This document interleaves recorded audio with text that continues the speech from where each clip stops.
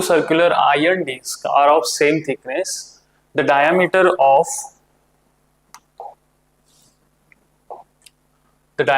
A is twice that of B. Okay, so let's say this is disc A and this is disc B.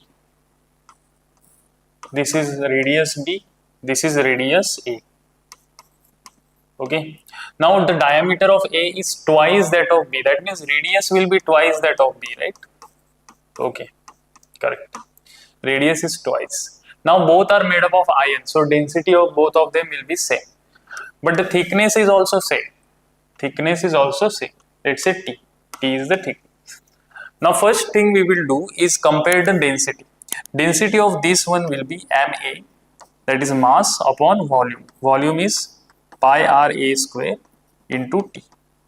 This must be equal to the density of B disc, that will be Mb upon pi rb square into T. So since thickness is same, we can cancel T. Pi and pi will also cancel. So this is Ma. Now Ra is 2 times Rb square. So this is 4 Rb square. This is equal to Mb upon Rb square. This will get cancelled.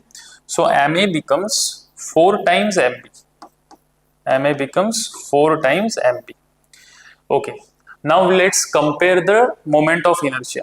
The moment of inertia of Ia is equal to Ma Ra square with a half, right? Half Ma.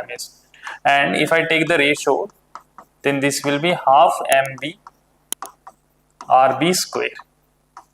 Okay, this half and half can cancel.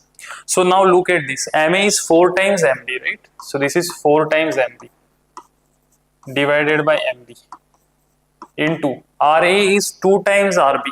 So Ra will be 2 times Rb, that is 4 Rb square divided by Rb square. So this Mb will get cancelled and Rb square will get cancelled. So this is 16. So Ia is 16 times Ib.